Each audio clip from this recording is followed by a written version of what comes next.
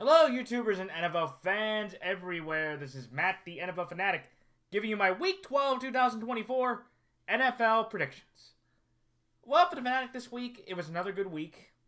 Overall, I ended up having a better week in terms of my against the spread and straight up predictions. Definitely, I had a phenomenal beginning stretch to where I started out 6-2. Against the spread, or I believe, about 6-2 against the spread. I ended up finishing the afternoon and night game stretch at 8-5. So to get one win out of the last 4 games, definitely not great. Definitely the biggest surprise of the day, obviously yesterday, was Denver steamrolling the Atlanta Falcons 38-6. That was probably the most impressive game I've seen out of the Denver Broncos, and it gave me a lot more confidence in the Denver Broncos and a lot less confidence in the Atlanta Falcons that I will genuinely tell people they're starting to get that that 5-letter word that is not very fun in sports, and that is the word fraud. Because that performance, I thought losing to the Saints the way they did, especially after everything the Saints had gone through, I thought that was really bad. Boy, was I mistaken. Watch that Broncos-Falcons game. Bo Nix completed 84% of his passes, 300 yards. He looked like John Elway. And honestly, shout out to Bo Nix. He looks like, for the first time in Denver's history, since, I would argue, Elway as a drafted quarterback, and probably for the first time since Peyton, back in 2012, he looks like the guy. Sean Payton, and as much as I banged on about Russell Wilson, I genuinely believe that this was the right decision for the franchise to make, and Bo Nix genuinely looks like the guy, and you can make an argument it's him and Jaden Daniels competing for the Offensive Rookie of the Year. I think Bo Nix has clearly earned that. Congrats there. But then straight up overall, though, definitely kind of a crazy week with a lot of the predictions. I had a lot of differences with some of my colleagues about, like, Browns Saints. That was a 50-50. That one swung, my direction fairly well. New Orleans blew them out 35-14. Absolute rout. Incredibly impressive. Even though there were, I think it said 370-plus yard touchdowns, which was insane. Also, shout out to Taysom Hill, 180 scrimmage yards, looking like the white Jim Brown against the Browns defense, which is god-awful. That Browns organization, they lost DeJuan Jones, the offensive tackle. He's now out for the year. That's dreadful. And I just think for the Browns, they just need to blow everything up. Fire Barry, fire Stefanski, fire all the staff, and start over again. Just like the Browns perpetually seem to do every year. But it was very disappointing. That was a game that broke my way. Ravens-Steelers, classic Ravens-Steelers rivalry. Lamar Jackson, he always somehow seems to be able to play everybody in the league except Pittsburgh. He has one career win against him. One. And that was against the combination of Mason Rudolph and Devlin Duck Hodges. Anytime he's played a competent quarterback in Ben, or Tiny Hands, the backup in Philadelphia, or Russell Wilson, he can't beat this team. And, I do want to give the Ravens defense their credit. That was the best game the secondary had played the entire year. And, look, I think that's a credit to them. But it just seems like, for this Raven team, those 2 losses against the Raiders and the Browns, which, by the way, that's still half their wins. That's still half those franchises' wins as of this moment. That's still half their wins. Which is, insane that we're, 12 weeks into the year, and those 2 teams haven't won. They've won one additional game. The Browns beat... I'm trying to remember who was the other... The Browns beat Jacksonville. Right. The Browns beat Jacksonville, and the Raiders won against the Browns.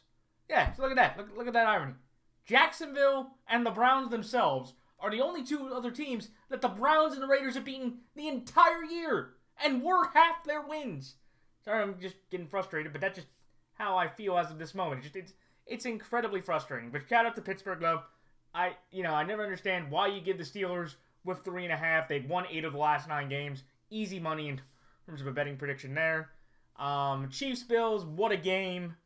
It was downright back and forth. Josh Allen played another sensational game. 4 straight wins for the Bills, by the way. The 4 Horsemen 4. Not my best 4 out there, but 4 straight wins for the Buffalo Bills over the Kansas City Chiefs in the regular season. Incredible game by Josh Allen. The Bills defense getting 2 significant turnovers. Tyler Bass, kind of made it through a field goal to end the half, which gave him the 2-point cushion that led it to 9 at each moment. So that was, but I think that's a bit of a concern. But I definitely think with the Buffalo Bills here, though, they have definitively placed themselves as the second best team in the AFC, in my opinion.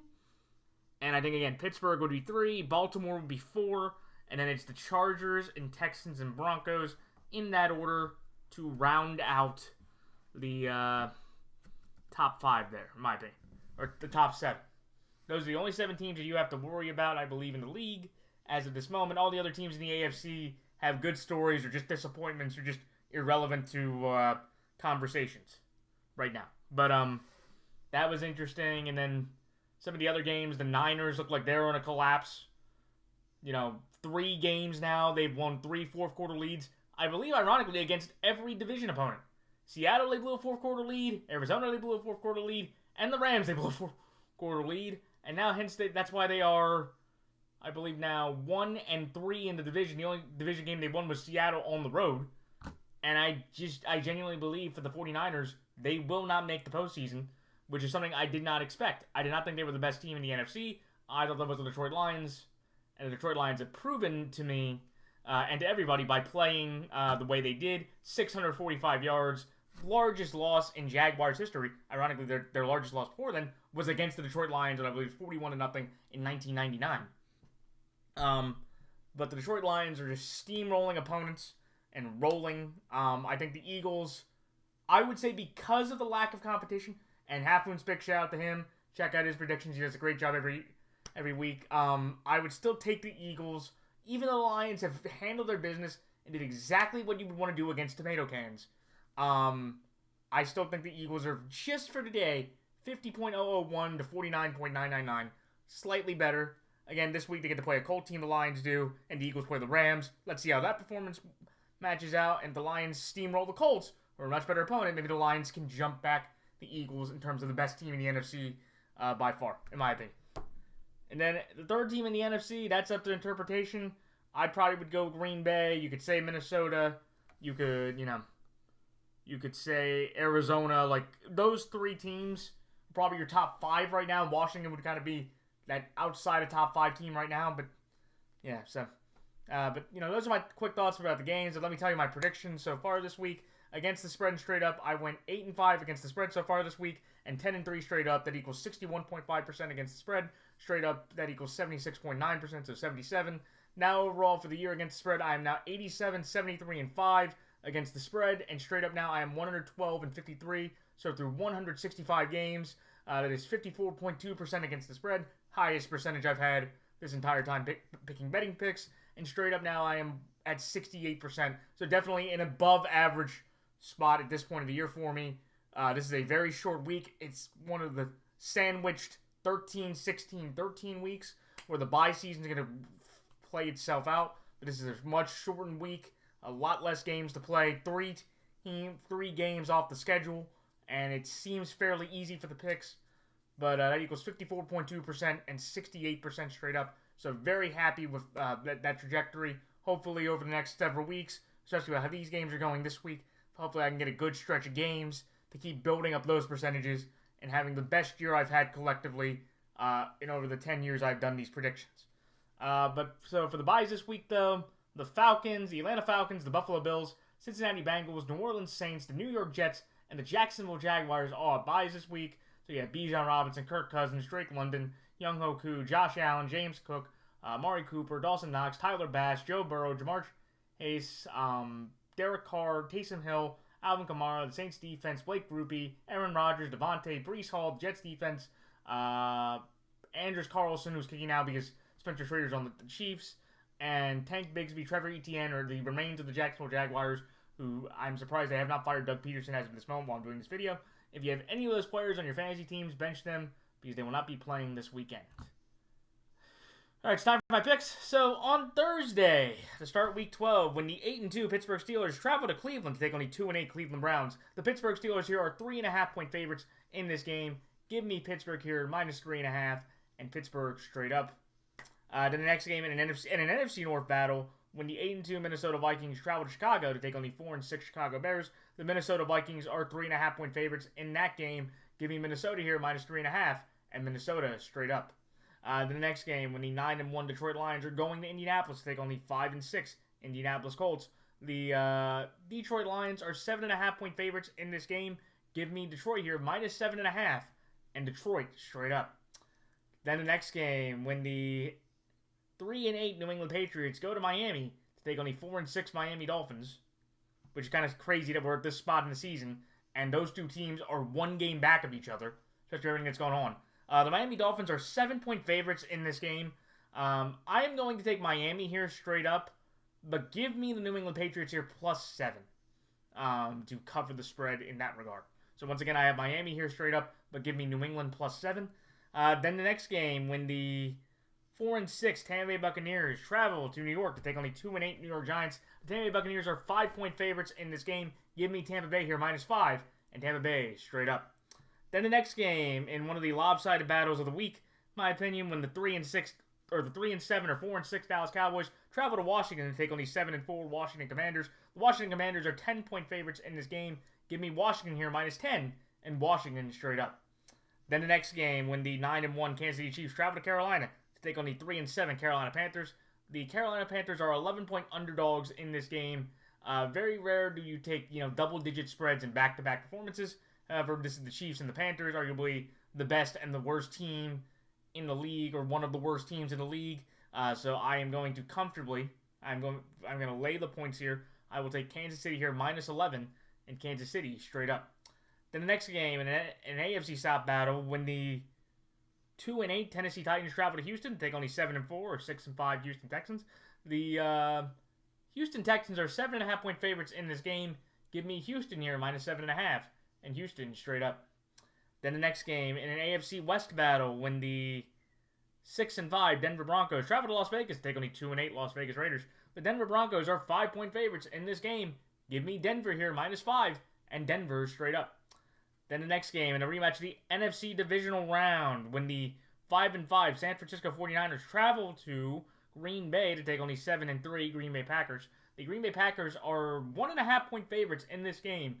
As much confidence I've had in the Niners throughout several games, this is the first time after losing that game to Seattle, I have very little confidence they can go into Lambeau and win this game, especially with the Packers having a bit of the confidence they had from last week, from yesterday. So I'm going to take Green Bay here -1.5 and Green Bay straight up. Then the next game, for first place in the NFC West, when the 6-4 Arizona Cardinals travel to Seattle, they on the 500-5-5 Seattle Seahawks. This game right now, the last when I went to my website OddsSharks, as I'm recording this video, there was no prediction, or there was no spread. So right now I'm going to pick this as a pick'em. I will look throughout the week, and I will give an update on who I will take. I believe the Seahawks will be slight favorites if they are home. So I probably am going to take Arizona against the spread regardless. But right now, since there was no spread that I saw on the website I went to, I'm going to go Arizona a pick'em here against the spread, and Arizona straight up. I believe I will also be able to take points in that. So this is one of my 2 games this week where I'm taking the underdog outright to win. And then the Sunday night game, when the 8-2 Philadelphia Eagles travel to Los Angeles to take on the 5-5 Los Angeles Rams.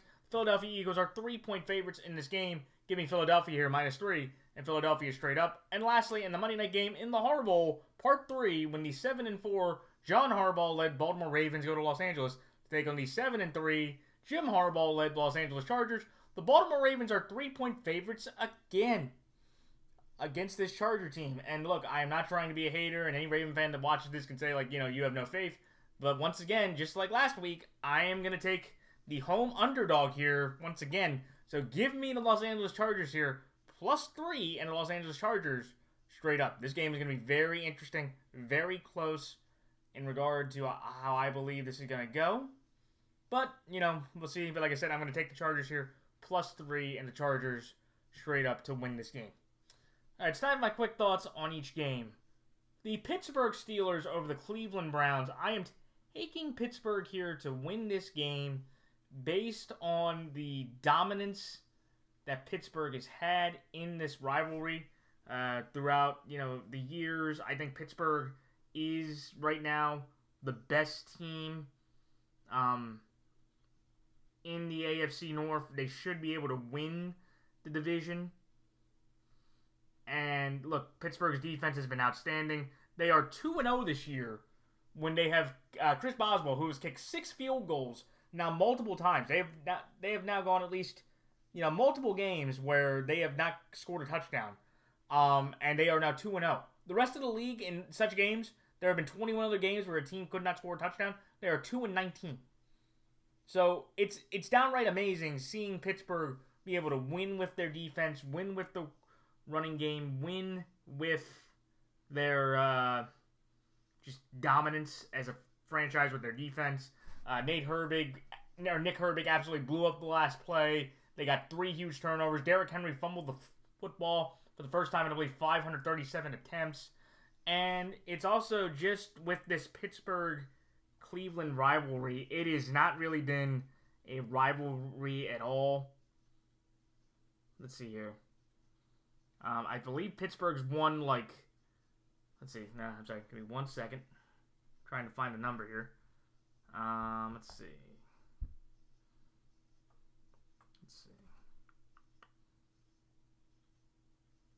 Against the Browns. Yeah, so against the Browns, let's go back. Sorry, I'm on this my one site here that I like to genuinely go with. Pittsburgh has won let's see. They have won a majority of these games. They essentially since 2015 they've won 15, 16 out of 20. But it is interesting though. Here's an interesting stat I did find. The last time the Pittsburgh Steelers actually won in Cleveland, you have to go back to 2020 or the 2020 year when they won. They've only won one time since then, and I believe the last time they won in Cleveland was back in September 9th, 2018. That was the last time. I think they've only won 2 of the last 6 or 7 meetings in Cleveland. So this game is kind of a bit tricky, and it is a division rivalry game. So I think but Pittsburgh though, with how that Browns defense looked, the Pittsburgh Steelers should be able to run the ball effectively well. I think that defense should be able to clamp down on a mangled and teared offensive line out of Cleveland. That secondary should be able to hold down the lack of receiving weapons. Nick Chubb really has a tough time. Nick Chubb is also going to go for the first time against that defense since the Week 2 injury last year that took him out a majority of the year. And I just think, again, with how these both teams are playing, the Browns are just kind of coasting it through to the end. They really have no hope. They really have not played that well. And I just think for the Steelers, they know how important this game is. They know that they have their own path to get to the number 1 seed. All they have to do is essentially win out. I don't believe they will. But I do believe Pittsburgh, in this scenario, with how dominant they have been, recently, and just how their both teams play, I think Pittsburgh goes into Cleveland, gets their first win in Cleveland in a few years, and the Steelers go on and get a nice, comfortable win and back-to-back division wins before they play the Bengals, coming off their bye in a huge Week 13 game. So that's why I like Pittsburgh here, -3.5, and Pittsburgh straight up. The next game, the Minnesota Vikings over the Chicago Bears. This game to me comes down to where the Minnesota Vikings for the last few weeks, Sam Darnold had not played that well. He had actually been leading the league in takeaways the entire year going into the game. He pretty much played a clean game yesterday against a solid Titans defense, 2 touchdowns, no interceptions, threw for about 230 yards. That defense came up huge. I believe they had 5 or 6 sacks. Van Ginkel had a couple. Harrison Smith had a huge interception to basically ice the game. They did have one big gaffe where Nick Westbrook-Akina had a 98-yard touchdown, which was stunning.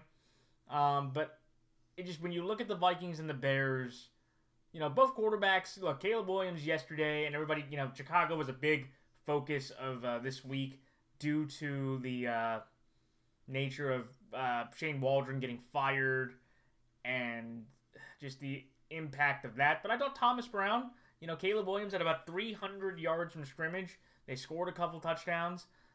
It was crazy, though, how bad the end-of-game sequence was for the Bears coaching staff. The fact that Matt Eberflus essentially just decided to drain the clock out with 30 seconds at a timeout instead of going for a extra yards because I saw the stat this morning on Get Up. Apparently, Cairo Santos for his career has been perfect, 40 yards and in. He's about 76% with about 46 yards, and everybody knew in Green Bay apparently that they knew he likes to kick it low for these longer distance kicks.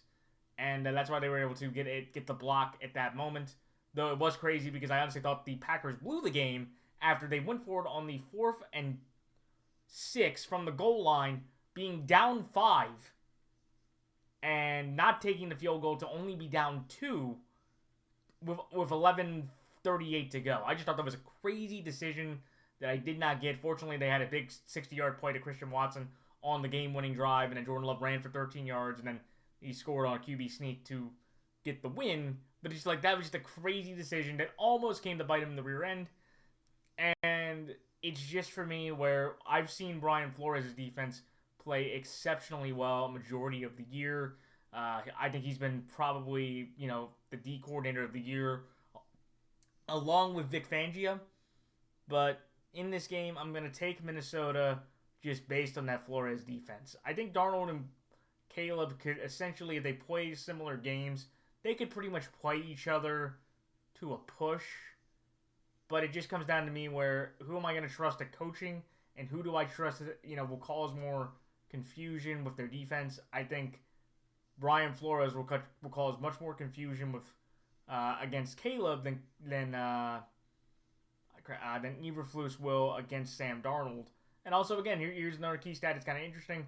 I think it is kind of concerning that Caleb Williams has not thrown for a touchdown in 3 consecutive games. They finally scored touchdowns, especially that big DeAndre Swift carry. But I'm going to take Minnesota here. I'm going to trust the Flores defense to confuse Caleb a little bit more than Eberflus will against Sam Darnold. Should be a fun game. Black and blue division. Vikings, Bears. Tough outing. Bud Grant, though, by the way, who has the most wins against the Bears in the post-Super Bowl era? Bud Grant. A little fun fact of the day there for any football trivia buff. So that's why I like. But that's why I like Minnesota here, -3.5. Minnesota straight up. The next game, the Detroit Lions over the Indianapolis Colts. I am taking the Detroit Lions here, based on the fact that the Detroit Lions, for the most part, have been arguably the best team in the NFC. Jared Goff had another perfect passer rating game. They have handled their business against, every opponent, and they showed a lot of resiliency by coming back against the Texans when Jared Goff threw 5 interceptions. This is the best record the Lions have had, I believe they said, since 1938 or 19... It's been like 70 years since the Lions have been this dominant and this consistent.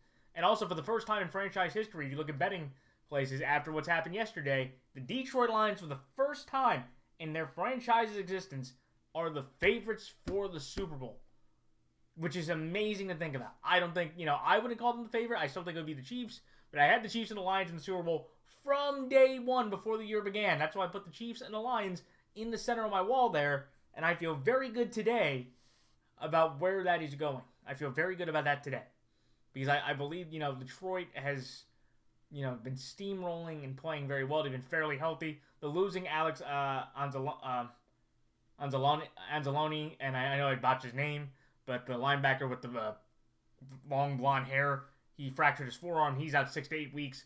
Hopefully Zarius Smith will come back. I know he went down in the game, but I just feel like with the Lions, they're just a juggernaut of a franchise right now, just steamrolling opponents. And look, I will give the Colts this, okay?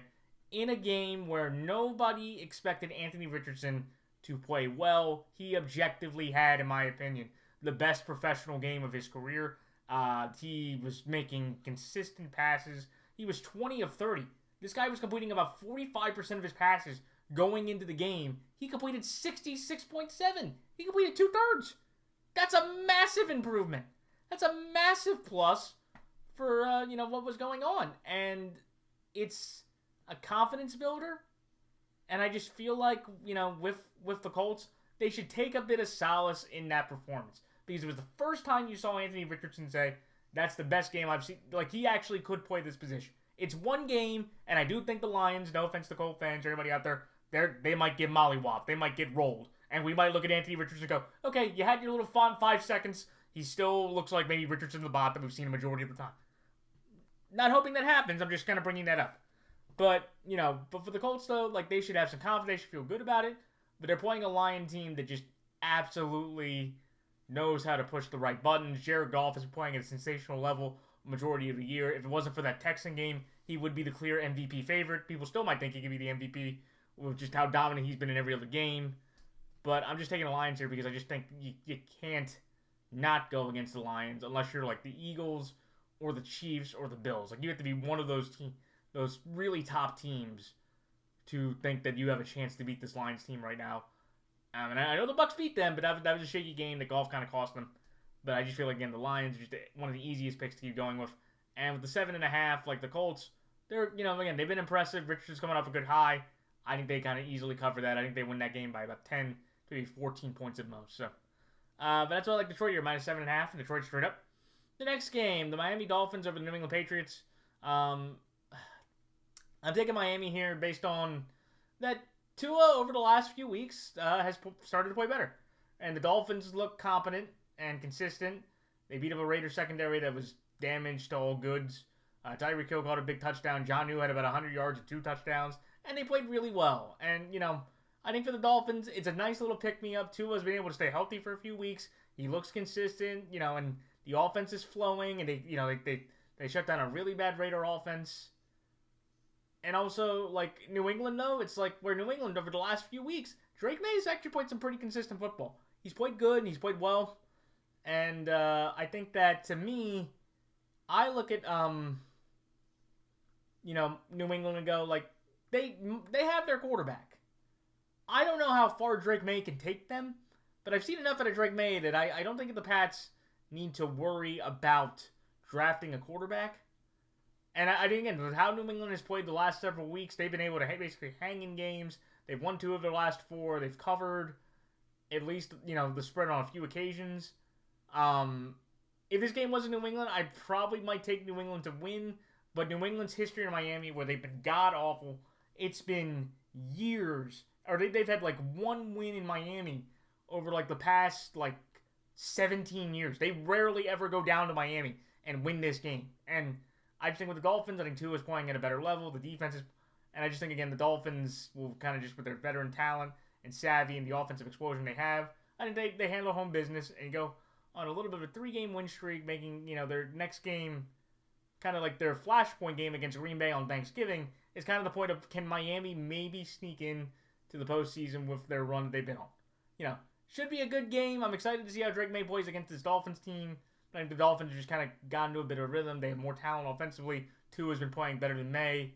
And I just, again, New England and Miami, very bad matchup to pick straight up. So I'll take Miami to win that based off those metrics. But I will take New England here plus 7 because I've been impressed enough that I think they'll be able to hang around and cover a 7-point spread. So that's why I like Miami here straight up and New England plus 7.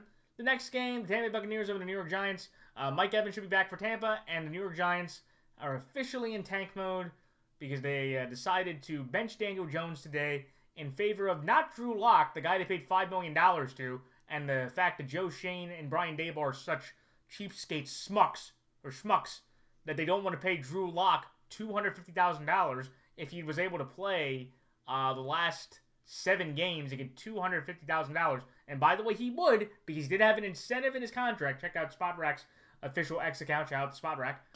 Because they tell you the incentives that Drew Lock had in terms of playing time, completion percentage, and passer rating. He has $750,000 in incentives if he played 40% of the snaps, basically every game the rest of this year. he completed 65% of his passes and had it above, I believe, 85 or 95 quarterback rate.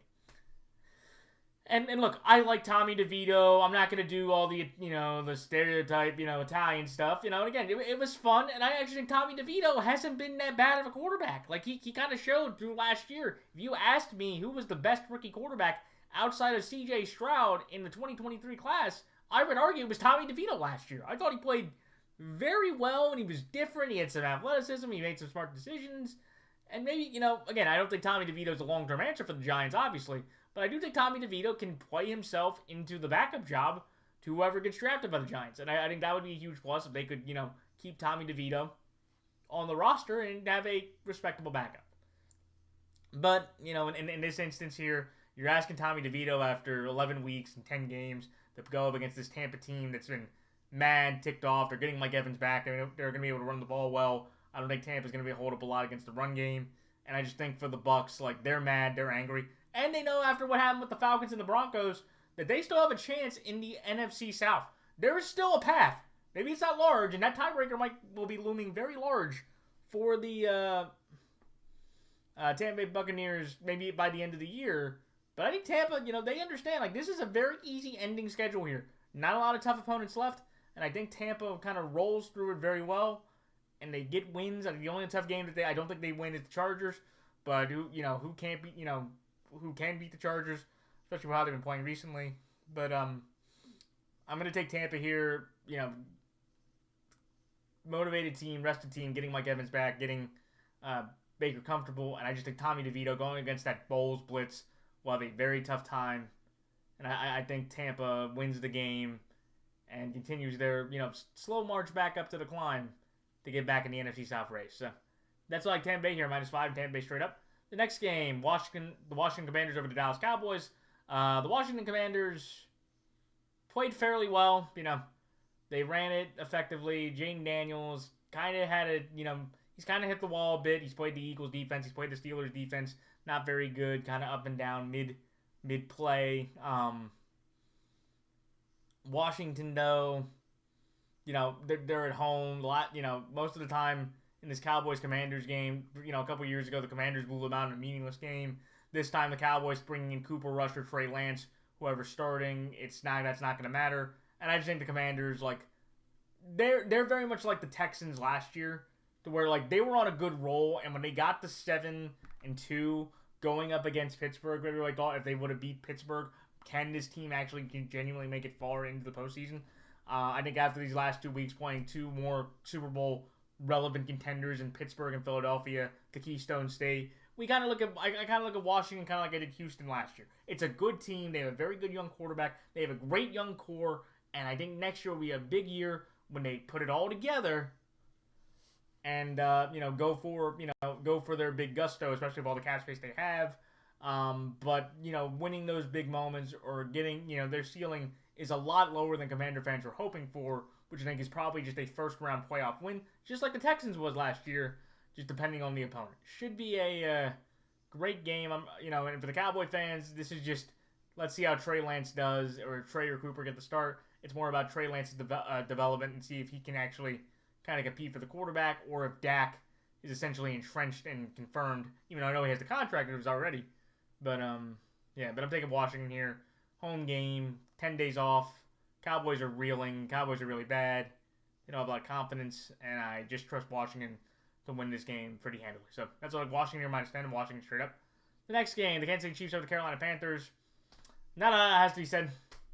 The Chiefs, they finally had their 16-game streak ended.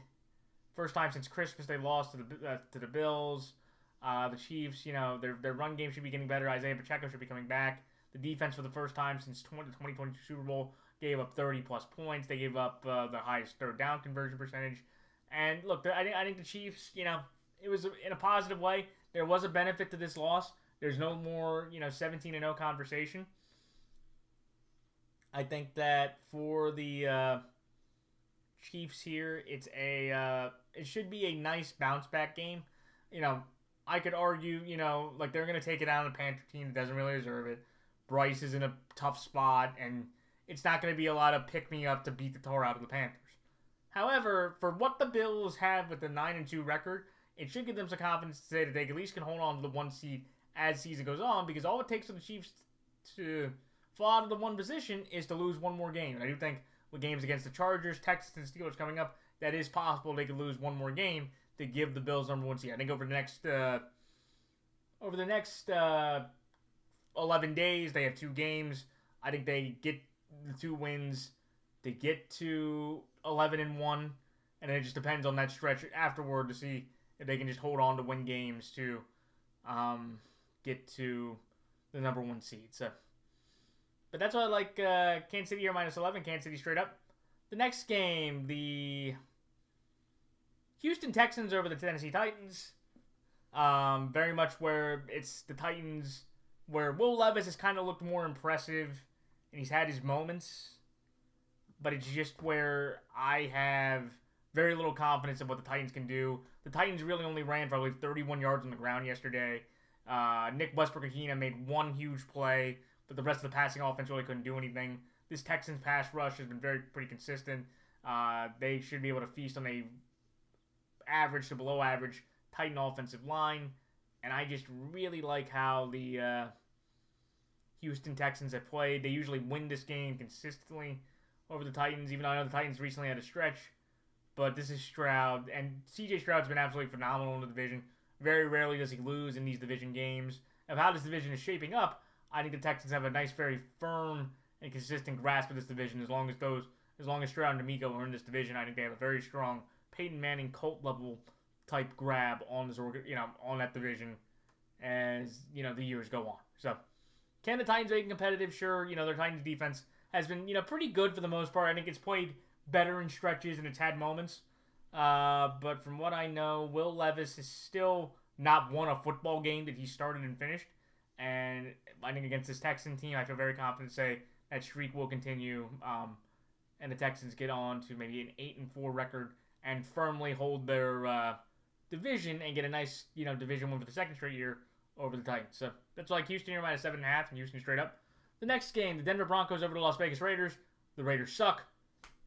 The Broncos have been on a roll. I think Denver, they have some tough games coming up. They have the Chiefs coming up, the Chargers coming up, but the Broncos are going to maybe have 9 to 10 wins, and that's a really impressive mark for what they've been able to do. And I just think with Denver, after watching that performance against Atlanta, how could you not take them to roll the Raiders even on the road in Las Vegas, which isn't really a road game for the Broncos either. But yeah, I like Denver here. Dominant defense. Bo Nix is playing out of his mind. I think it's going to be him and Jaden Daniels for the offensive rookie of the year conversation. The Raiders had Alexander Madison get injured. Some of their other secondary guys got hurt. They don't really have, Brock Bowers is really the only legitimate offensive weapon outside of Trey Tucker. And I just think this Raider team is just waiting to bottom out so they can get their positioning ready for Shedeur Sanders coming to the Raiders this April. Do I think the game can maybe be competitive? It's a division game, and the Raiders last year, with how bad it was with Stidham, they were able to win this game last year, which basically gave Antonio Pierce his job. These are two completely different teams. Bo Nix is playing out of his mind right now, and I just think the Broncos easily get a nice, comfortable, solid win to put themselves at 7-5, and objectively in a possible wild card conversation, which I did not think the Broncos were going to be at this spot throughout the year, especially with Bo as he's played the first few games. So that's all. Like Denver here -5 and Denver straight up. The next game, the Green Bay Packers over the San Francisco 49ers. This is one to where I'm taking the Green Bay Packers based on the fact that the Packers are just playing a bit better, and I just think with the Niners, there's just something not there. Where the Niners, usually were able to dominate or win close games, they really haven't been able to do that this year. Brock Purdy had another tough interception. They let Geno Smith drive 75 yards down the field and have a game-winning scramble touchdown with 12 seconds to go. I just think, Nick Bosa got hurt. They don't have a lot of guys in their secondary. Not having Ayuk is big there. Christian, and Purdy, here's the other key thing. Brock Purdy, undefeated with the Niners, 4-0 when he does not commit a turnover. They only have one win when he does. And I just think with this Packers defense, with how dominant and ball hawking that secondary's been, I think he might throw 1 or 2 turnovers, which should give the Packers the win. And I just trust in this spot, from what I've seen from Matt LaFleur and Kyle Shanahan out of these year's teams. I think the Niners are a bit too banged up and are just kind of limping along, trying to hope that, they can kind of power through their struggles and their ups and downs. But, with this one, I'm taking Green Bay here. They're at home. They have the better defense, the better roster, and I just trust what the Packers have been able to do. The Packers have shown you in multiple spots they've been able to make plays to win games, where the Niners have shown you through, especially with their defensive coordinator change, they cannot. They've shown that they definitely have proven that they can lose more games this year and cause collapses, which is not very Niners-esque. And it's also crazy, too, that Kyle Shanahan, I believe, is 5-36 when his team scores 17 points or fewer. He's 36-4 when they score over 30. So essentially, if you can limit the Kyle Shanahan offense to less than 3 scores, you're going to win a majority of the time. It's just crazy that he's the anti-Mike Tomlin. Mike Tomlin's very much where good Lord, you're kind of if his offense could score 30 points a game, he could win a lot more games. No, but he wins all the games 18-16, 16-10. He wins the grind out games. It's always the games where it's oh hey, we need to give Mike Tomlin a shootout. Uh-oh, that's not good. Because Mike Tomlin shootouts doesn't go well, but it's just crazy how Shanahan and Tomlin are very much the opposite in terms of the lower the game you go with Mike Tomlin, the better chance he has to win, where it's very much the opposite with Kyle Shanahan. The more you score, the more likely Kyle Shanahan will win the game in shootouts. So, but that's why I like Green Bay here, -1.5, and Green Bay straight up. The next game, the Arizona Cardinals over the Seattle Seahawks. I'm taking Arizona here. Kyler will outplay Geno. That's it. I think Arizona's defense played a little bit better. And I just think, again, Seattle in key moments, yes, they were able to beat the Niners, but for the majority of this stretch of the year, they have not played very good defense. I think this Cardinal team will be rested. They're coming off a 31-6 drumming of the New York Jets. And I just think with the Cardinals' rushing attack, they should be able to, effectively play well. And I just think Kyler makes a few more plays than Geno. And I think from what we've seen out of Geno and Kyler, which quarterback will have one turnover or one blunder that will cost them the game, I believe that will be Geno in this regard. Because it's most of the time, in these division games, especially at home, that's what's usually happened that's caused the Niners to beat them and the Rams to beat them in these road environments. So, should be a great game. I wouldn't be surprised at all if Seattle won. I think the NFC West is kind of a better version of the NFC. It's like the NFC South this year, where it's you have a very competitive mid-race between the 500 Niners, the 500 Rams, the 500 Seahawks, and the 6-4 Arizona Cardinals. Everybody's basically just around the same level, and it's somebody's going to win a division, but nobody else is going to be able to get anything because all the other teams are basically just choked or have had injuries or just tough moments. And I just think, again, in this moment, when you're looking at kind of two evenly matched teams, you go with the better quarterback, and to me, that's been fairly easy. That's been Kyler Murray, and I believe that's how the Cardinals win this game on Sunday with a few more plays and less mistakes from Kyler compared to Geno. So, that's why I like Arizona here, and I pick them against the spread, and Arizona straight up. The next game, the Philadelphia Eagles over the Los Angeles Rams. I'm taking Philadelphia here. Philadelphia's been on a roll. The Rams, they've had their moments. They've played well. But they've also had moments to where I think the Eagles secondary have two good corners enough to shut down the Rams pass makers in Puka and Cooper. And I think also the Eagles defensive line should be able to get through the Rams offensive line on a pretty consistent basis. And if you're telling me who should, be able to make more plays, I'll take Jalen and Saquon with that offense compared to what the Rams offense has with just Stafford and Kupp. Even though Stafford, Kupp, and Nakua. And I just think the Eagles offensive line should be able to grind on the Rams defensive line. And I think the Eagles, grind out another impressive, consistent win. And it's going to be Eagles home game with the Rams, since it's basically in the Rams Stadium. And that, with the Eagle fans knowing how well they travel, they will probably have about 60 to 70% of Eagle fans in that stadium. So, should be a great game. Two, contending teams. I just think the Eagles, better defense, better offensive line, better offensive skill positions. And I just think Jalen's are playing at a more consistent level than Stafford has in this moment. So, that's like Philadelphia here -3 and Philadelphia straight up. And lastly, the Los Angeles Chargers over the Baltimore Ravens. Greg Roman knowing Lamar Jackson and that history will be a huge help. And also, I just think the Chargers defense has been much more consistent. And I don't know if the Ravens can consistently match that. And I just think, again, if you're telling me, in this Harbaugh, where John Harbaugh has won the previous two meetings of, the two brothers, the Super Bowl in 2011 and the Thanksgiving game, I think, Jim's a bit motivated to try to finally beat his brother. I think he's got a better grasp on his team. And I just feel like, again, the Ravens, you don't know what they're going to do, but it almost feels like in this spot, who is going to be able to make a few more plays in big spots? Or if it comes down to a kick, am I going to trust Cameron Dicker or Tucker? I'd probably trust Cameron Dicker right now of how inconsistent Tucker has been. And until the Ravens can prove against quality opponents, and I think the Chargers, again, the Ravens are, I think, a bit of a better team. I just think, to me, I don't trust the Chargers, or I don't trust the Ravens to hold on here to win this game. But I'd be surprised if the Ravens won? No, because I think the Ravens, the one advantage the Ravens have against the Chargers, we don't play them often. And usually we played the Chargers pretty well in that stadium, over the last couple of years. But I just think this is a different Charger team.